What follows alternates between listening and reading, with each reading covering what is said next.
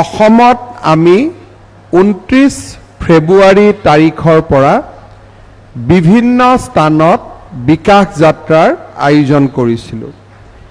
এই বিকাশ যাত্ৰাৰ কাৰ্যক্ৰমণিকাৰ অংশ হিচাপে জালুকবাৰী সমষ্টিক কেন্দ্ৰ কৰি আজি আমি 153 কোটি টকাৰ প্ৰকল্পৰ শুভ উদ্বোধন বা আধাৰশিলা স্থাপন কৰিম। আজিৰ এই গোটেই সমগ্ৰ আঁচনিৰ ভিতৰত এখন অতিকে গুৰুত্বপূৰ্ণ আঁচনি হ'ল যে আমাৰ শুৱালকুছিৰ এফআৰইউখনত বৰ্তমান 30খন বিচনাযুক্ত হস্পিটালৰ পৰা আমি 100খন বিচনাযুক্ত হস্পিটাললৈ উন্নত কৰিম। এই হস্পিটালখনত আমাৰ হস্পিটালৰ লগতে ডক্টৰসকলক যাতে ৰাইজে বিচাৰিলে ৰাতি পায়, আমি ইয়াতেই কোৱাৰ্টাৰো বনাম, নাৰ্ছৰ কোৱাৰ্টাৰো হ'ব আৰু আমাৰ হস্পিটালৰ ষ্টাফৰ কোৱাৰ্টাৰসমূহো ইয়াত থাকিব। স্বাস্থ্যমন্ত্ৰী ডাঙৰীয়াই কোৱাৰ দৰে ইয়াত আল্ট্ৰাছাউণ্ড, চিটি স্কেন মেচিন আৰু এটা সময়লৈকে গৈ ইয়াত MRIও আমি কৰিব পাৰিম, তেনেকুৱা সুবিধাও এই হস্পিটালখনতে থাকিব। ইয়াৰ ফলত আমাৰ শুৱালকুছিৰ ৰাইজৰ চিকিৎসা সম্বন্ধীয় বহু সমস্যাৰ সমাধান হ'ব।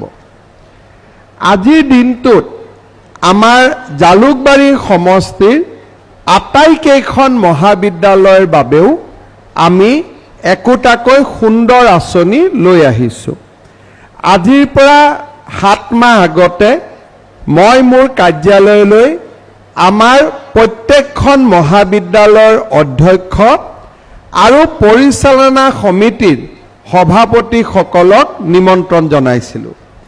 তেখেতসকলৰ লগত মই আলোচনা কৰিছিলোঁ যে আমাৰ মহাবিদ্যালয় কেইখনত কি কি অসুবিধা আছে আৰু আমি অসুবিধাবিলাক কেনেকৈ দূৰ কৰিব পাৰোঁ। লোক নিৰ্মাণ বিভাগে অধ্যক্ষ আৰু পৰিচালনা সমিতিৰ লগত আলোচনা কৰি এটা প্ৰাক্কলন নিৰ্মাণ কৰিছিল। দ্বিতীয়বাৰৰ বাবে মই আকৌ প্ৰিন্সিপাল আৰু মেনেজিং কমিটিৰ প্ৰেছিডেণ্টসকলক মোৰ কাৰ্যালয়ত মাতি লৈ গৈ এটা এটাকৈ আমি ড্ৰয়িংবিলাক পৰীক্ষা কৰিছিলোঁ আৰু মহাবিদ্যালয় কেইখনৰ এটা ইনফ্ৰাষ্ট্ৰাকচাৰ ডেভেলপমেণ্টৰ কাৰণে আমি ব্যৱস্থা হাতত লৈছিলোঁ। সেই সিদ্ধান্ত অনুসৰি আজি আমি শুৱালকুছি কলেজত বুদ্ধৰাম মাধৱ সত্ৰাধিকাৰ মহাবিদ্যালয়ত 15 কোটি টকা আমি অনুদান দিছোঁ আৰু এটা সুন্দৰ ভৱন ইয়াত নিৰ্মাণ হৈ উঠিব। ইয়াৰ পিছত আমাৰ পছৰিয়াত একেবাৰে শেহতীয়াকৈ প্ৰাদেশিকৰণ হোৱা পূব বংশৰ কলেজতো আমি 15 কোটি টকাৰ অনুমোদন দিছোঁ, যাতে মহাবিদ্যালয়খন খুব ধুনীয়াকৈ নিৰ্মাণ হ'ব পাৰে। তাৰপিছত আমি চাংচাৰীৰ শৰাইঘাট কলেজতো 15 কোটি টকা, উত্তৰ গুৱাহাটী মহাবিদ্যালয়তো 15 কোটি টকা আৰু পাণ্ডু কলেজতো 15 কোটি টকা। আমাৰ জালুকবাৰী সমষ্টিত 5খন কলেজ আছে আৰু 5খন কলেজকে আমি 15 কোটি টকাকৈ দিছোঁ। ইয়াৰ আগতে ৰাজ্য চৰকাৰৰ পৰা অসমৰ কোনো কলেজে ইমান ডাঙৰ অনুদান পাবলৈ সক্ষম হোৱা নাই। প্ৰথমবাৰৰ বাবে এই আঁচনিটো আমি হাতত আনিছোঁ। জালুকবাৰী সমষ্টি দি আমি আৰম্ভ কৰিছোঁ। অহা বছৰত আৰু 20খন কলেজত আমি এই অনুদান আগবঢ়াম। এই বছৰ আমি জালুকবাৰী সমষ্টি দি এই কাৰ্যসূচী আৰম্ভ কৰিছোঁ। শিক্ষা বিভাগত আমি আৰু এটা কাৰ্যসূচী হাতত লৈছোঁ। সেইটো হ'ল অসমত যিমান হাইস্কুল আৰু হায়াৰ ছেকেণ্ডাৰী স্কুল আছে, সেই স্কুলবিলাকৰ যদি বহুত পুৰণি বিল্ডিং আৰু অসম টাইপৰ বিল্ডিং তেতিয়াহ'লে সেই বিল্ডিংবিলাক ভাঙি তাৰ জাগাত সেন্ট মেৰিজ ডনবস্কোতকৈ ধুনীয়াকৈ 8 কোটি টকা দি আমি একোটা নতুন ভৱন নিৰ্মাণ কৰিব খুজিছোঁ। এইবাৰ জালুকবাৰী সমষ্টিত আমাৰ 2খন স্কুলেদি আমি আৰম্ভ কৰিছোঁ আৰু প্ৰধানমন্ত্ৰী ডাঙৰীয়াৰ অনুমোদনেৰে দদৰা আৰু পাণ্ডুৰ স্কুলখিনিতো আমি এই আঁচনিটো আনিছোঁ। এই বছৰ জালুকবাৰী সমষ্টিত প্ৰায় 8খন স্কুলে 8 কোটিকৈ টকা লাভ কৰিব। অহা বছৰত এই অনুদানৰ মাত্ৰা বৃদ্ধি পাব আৰু 2026ৰ আগতে আমাৰ জালুকবাৰী সমষ্টিৰ আটাইকেইখন হাইস্কুলক আমি 8 কোটি টকাৰে সজাই পৰাই তুলিবৰ বাবে সিদ্ধান্ত লৈছোঁ। ইয়াৰ উপৰিও প্ৰাথমিক আৰু মধ্য ইংৰাজী বিদ্যালয়বিলাকতো লাহে লাহে 2 পৰা 3 কোটি টকা খৰচ কৰি খুব ধুনীয়াকৈ নতুন ভৱন নিৰ্মাণৰো পৰিকল্পনা এটা আমি প্ৰস্তুত কৰিছোঁ। জালুকবাৰী সমষ্টিত বিভিন্ন ৰাস্তা ঘাটৰ অভাৱ অভিযোগ দূৰ কৰিবৰ বাবেও আমি কেইবাটাও ৰাস্তাৰ আদি আঁচনি উদ্বোধন কৰিছোঁ। মডেল অংগনবাদী চেণ্টাৰৰ উদ্বোধন কৰিছোঁ। ইয়াৰ উপৰিও মই এই সভালৈ অহাৰ আগত আমাৰ শুৱালকুছি পথটো যেতিয়া 2 লেন আছিল তেতিয়া 10 জানুৱাৰী 2006 চনত আমি প্ৰথম গেটটো বনাইছিলোঁ। তেতিয়া আমাৰ সৰু ৰাস্তা আছিল, এতিয়া ধুনীয়া ৰাস্তা হৈ গ'ল। গতিকে দ্বিতীয় গেট এটা একেই উদাহৰণেৰে একেই চানেকিৰে আমি সুন্দৰভাৱে দ্বিতীয় গেটটো বনাই আজি আমি শুভ উদ্বোধন কৰিছোঁ। এতিয়া ইয়াত সোমালেই 2টা গেটৰ সৌন্দৰ্যই আমাৰ শুৱালকুছিক মহিমামণ্ডিত কৰিছে, তাক আমি স্পষ্টভাৱে দেখা পাইছোঁ। ইয়াৰ উপৰিও শুৱালকুছিৰ ছুইমিং পুলটোকো 1 কোটি 33 লাখ টকাৰে GMDAৰ উদ্যোগত নতুন ৰূপত সজাই পৰাই তোলা হৈছে। শুৱালকুছি ষ্টেডিয়ামখনৰ নিৰ্মাণো আমি গোটেইখিনি সুবিধা সংলগ্ন কৰি এই বছৰৰ ভিতৰতে সামৰণি মাৰিম। ইয়াৰ লগতে বংশৰতো এখন নতুন ষ্টেডিয়ামৰ নিৰ্মাণৰ কাম কিছুদিন আগতে আমি আৰম্ভ কৰিছিলোঁ। ষ্টেডিয়ামখনৰ নিৰ্মাণৰ কাম এতিয়া পূৰ্ণ গতিত চলি আছে। শুৱালকুছিৰ পৰা একেবাৰে আমিনগাঁৱলৈ মথাউৰিটোৰ ওপৰেদি ৰাস্তা বনোৱাৰো প্ৰথম পৰ্যায়ৰ কাম তীব্ৰ গতিত চলি আছে। ভগৱানে কৰিলে এটা সময়ত আমি শুৱালকুছিলৈকে একেবাৰে এই মথাউৰিৰ ৰাস্তাটো লৈ অহাৰ বাবে চেষ্টা কৰিম, যাতে 2টা বিকল্প পথ শুৱালকুছিৰ ৰাইজে লাভ কৰিব পাৰে। শ্ৰদ্ধাৰ ৰাইজ, আপোনালোকে ইতিমধ্যে গম পাইছে যে আমাৰ শুৱালকুছি আৰু পলাশবাৰীৰ মাজত হোৱা দলংখনৰ নিৰ্মাণৰ বাবেও লাৰ্ছন এণ্ড টাৰ্বো L&T কোম্পানীক 3,600 কোটি টকাৰ ঠিকা ইতিমধ্যে আবণ্টন কৰা হৈছে আৰু অহা এমাহ 45 দিনৰ ভিতৰত এই দলংখনৰ নিৰ্মাণৰ কামো হাতত লোৱা হ'ব। শ্ৰদ্ধাৰ ৰাইজ, আমাৰ উত্তৰ গুৱাহাটী দলঙৰো কাম প্ৰায় সম্পূৰ্ণ হৈছে। এটা পাৰ্ট ইতিমধ্যে আমি খুলি দিছোঁ, আনটো পাৰ্টটো এই বছৰৰ নৱেম্বৰ মাহত আমি মুকলি কৰি দিবলৈ সক্ষম হ'ম।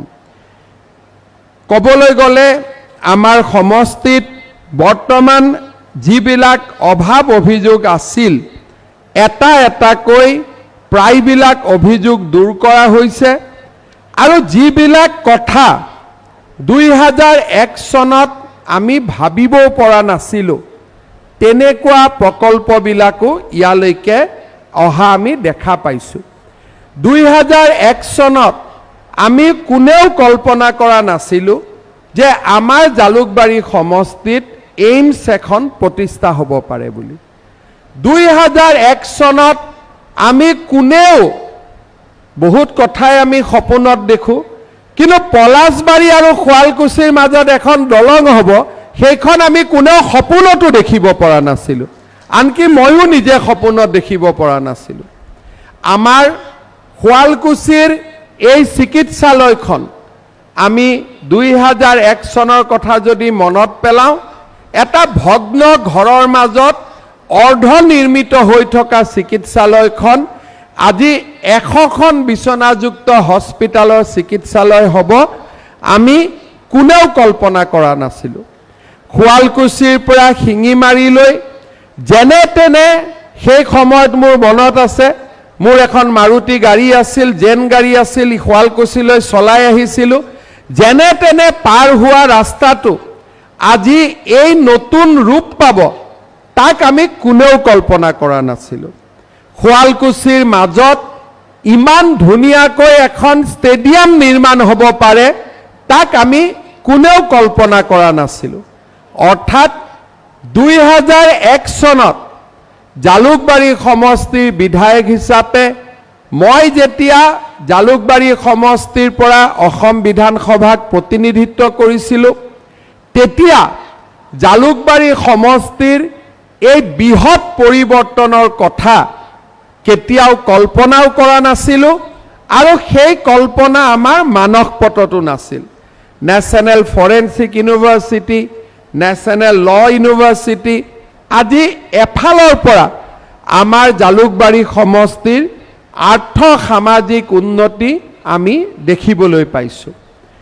2001ৰ পৰা 2024লৈকে এটা ডাঙৰ উন্নয়নৰ দিগন্ত, উন্নয়নৰ বুৰঞ্জী আমি পাৰ কৰিলোঁ।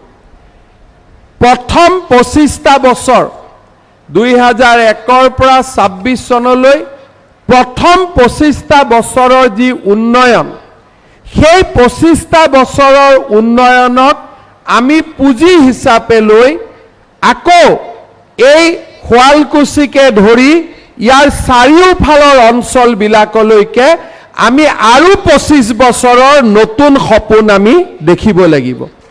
25টা বছৰৰ সপোন আমি পাৰ কৰিলোঁ, এতিয়া আৰু 25টা বছৰৰ সপোন আমি দেখিব লাগিব আৰু তাক আমি ৰূপায়ণ কৰিব লাগিব। আৰু 25টা বছৰৰ যেতিয়া আমি সপোন দেখিম আৰু সেই সপোন যেতিয়া আমি বাস্তৱত ৰূপায়িত কৰিম, আমাৰ ভাৰতবৰ্ষয়ো অমৃতকালৰ সামৰণি মাৰিব। প্ৰধানমন্ত্ৰী নৰেন্দ্ৰ মোদী ডাঙৰীয়াই কয় যে 2047 চনত আমাৰ ভাৰতখন এখন বিকশিত দেশ হ'ব আৰু তাৰ বাবে তেখেতে আজি নিৰন্তৰভাৱে কাম কৰি আহিছে, প্ৰগতি আৰু উন্নয়নৰ এটা নতুন দিগন্ত মুকলি কৰিছে। আগতে কোনো দেশৰ প্ৰধানমন্ত্ৰীয়ে 25 বছৰৰ সপোন দেখা নাছিল। নিজৰ কাৰ্যকালটোত যেনে তেনে কি কৰিব পাৰি তাৰ সপোন দেখিছিল। আগতে যদি আমি যাওঁ, আমি যদি আমাৰ জীৱনলৈকে ঘূৰি চাওঁ, তেতিয়াহ'লে আমাৰ সপোন কি আছিল? যে কলেজত কোনোবা বিধায়কে 10 লাখ টকা দিব, এটা শ্ৰেণীকোঠা নিৰ্মাণ কৰিব, এখন কৰবাত হস্পিটাল হ'ব, লাহে লাহে লাহে লাহে সি পূৰ্ণতা পাব। কোনোবাই ভাবে যে কেতিয়াবা ষ্টেডিয়ামৰ নহয় খেলপথাৰখনৰ উন্নতি হ'ব। আৰু ডাঙৰ কথা আমি কল্পনা কৰিব পৰা নাছিলোঁ। আজি ভাৰতবৰ্ষৰ যিটো প্ৰগতি, ৰাতিপুৱা এখন মই সাংবাদিক মেলত কৈ আহিছিলোঁ যে আমি চন্দ্ৰলৈ গ'লোঁ, গগনায়নৰ কাম চলি আছে, এতিয়া আমি ইণ্টাৰকণ্টিনেণ্টেল বেলেষ্টিক মিছাইল, তাৰ মানে ভাৰতৰ পৰা যদি আমি মিছাইল এৰোঁ, দক্ষিণ পূব এছিয়াৰ এছিয়া মহাদেশৰ যিকোনো ৰাষ্ট্ৰত গৈ সি মিছাইল পৰিব পাৰে। অৰ্থাৎ যদি আমি ভাবি লওঁ যে 62 চনত চীনা আক্ৰমণ হৈছে, চাইনা তেজপুৰত সোমাইছে, মোদী ডাঙৰীয়া এতিয়া চীনলৈকে সৈন্য পঠাব নালাগে, কলিকতা বা তেজপুৰৰ পৰা ছুইচ এটা টিপি দিলেই আমাৰ বেলেষ্টিক মিছাইল গৈ বেইজিঙত পৰিবগৈ। এই ধৰণৰ ভাৰতৰ প্ৰগতি হৈছে যাক আমি কোনেও কল্পনা কৰিব পৰা নাছিলোঁ 2036 চনত অলিম্পিক পতাৰ মোদী ডাঙৰীয়াই সপোন দেখিছে আজি ভাৰতৰ চাৰিওফালে প্ৰগতিৰ আমি যি নতুন দিগন্ত দেখিছোঁ সেই সপোনবিলাক আৰু যদি 25টা বছৰ আমি আগুৱাই লৈ যাব পাৰোঁ আমাৰ ভাৰতখন বিশ্বৰ ভিতৰতে প্ৰথম ৰাজ্যত পৰিণত হ'ব শ্ৰদ্ধাৰ ৰাইজ 2001 চনত যেতিয়া মই জালুকবাৰী সমষ্টিত বিধায়ক হৈ আহিছিলোঁ তেতিয়া মই ৰাইজক কৈছিলোঁ যে উন্নয়নৰ মাজেদি জালুকবাৰী সমষ্টি অসমৰ ভিতৰতে সৰ্বশ্ৰেষ্ঠ সমষ্টিত আমি ৰূপান্তৰ কৰিম আজি আমাৰ 25টা বছৰ পিছত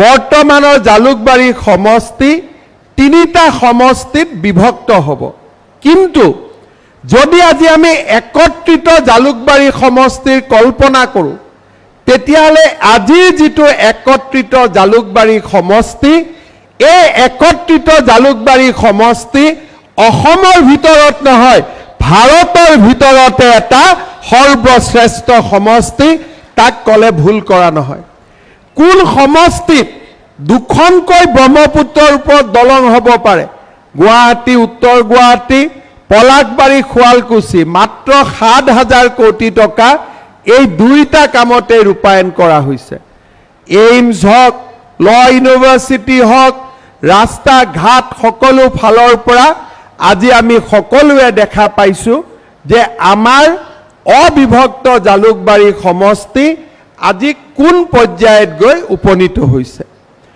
আগতে এটা সমষ্টিৰ কাম হৈছিল এতিয়া আমাৰ শুৱালকুছি আমিনগাঁওলৈকে গোটেই সমষ্টি হাজোৰ লগত সংলগ্ন হ'ল বেজেৰাৰ গোটেই অংশটো কমলপুৰৰ লগত সংযোজিত হ'ল আৰু জালুকবাৰী সমষ্টিৰ লগত ইউনিভাৰ্চিটিৰ পৰা এয়াৰপোৰ্টলৈকে ডাঙৰ অঞ্চল এটা সন্নিবিষ্ট হ'ল আগতে আমি এটা সমষ্টিক অসমৰ ভিতৰত সৰ্বশ্ৰেষ্ঠ কৰিছিলোঁ এইবাৰ আমি একেলগে 3টা সমষ্টিক ভাৰতৰ ভিতৰত সৰ্বশ্ৰেষ্ঠ সমষ্টিলৈ ৰূপান্তৰ কৰিব লাগিব আগতে এটাৰ কাম হৈছিল এতিয়া 3টা সমষ্টিৰ কাম একেলগে কৰিব লাগিব আৰু এই 3টা সমষ্টিৰ কাম কৰোঁতে আমাৰ পুৰণা জালুকবাৰী সমষ্টিৰ ৰাইজে নেতৃত্ব ল'ব লাগিব আগতে আমি শুৱালকুছিৰ পৰা আমিনগাঁওলৈ চিন্তা কৰিছিলোঁ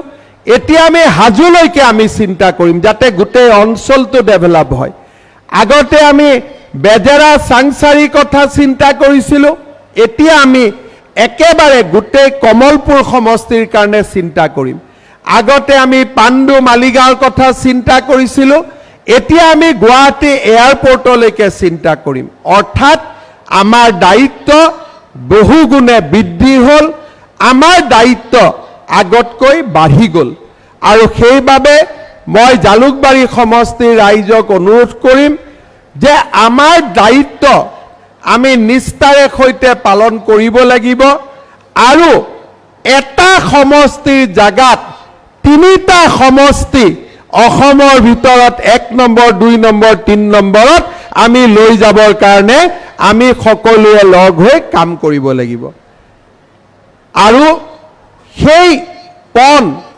আৰু সেই যাত্ৰা লোকসভা নিৰ্বাচনৰ পৰা আৰম্ভ হ'ব হাজোত যদি কৰবাত বিজেপিয়ে এটা দুটা ভোটো কম পায় শুৱালকুছিত 100টা ভোটেদি তাৰ মেনেজ হ'ব লাগিব হ'বনে নাই যদি কিবা কাৰণত কমলপুৰত 2টা এটা ভোটো কম হয় আমাৰ বেজেৰা চাংচাৰীদি তাক মেনেজ হ'ব লাগিব আৰু কবাত যদি আজাৰা ইউনিভাৰ্চিটিত 2টা ভোট কম হয় আমাৰ পাণ্ডু মালিগাঁও দি তাক আমি মেনেজ কৰিব লাগিব অৰ্থাৎ আগতে আমি এটা সমষ্টিত ষ্টিয়াৰিঙো আমি চলাইছিলোঁ ইঞ্জিনতো আমি বহিছিলোঁ এতিয়া আমি 3টা সমষ্টিক আগুৱাই নিয়াৰ ষ্টিয়াৰিঙত আমি বহিব লাগিব আৰু 3টা সমষ্টিক আমি আগুৱাই লৈ যাব লাগিব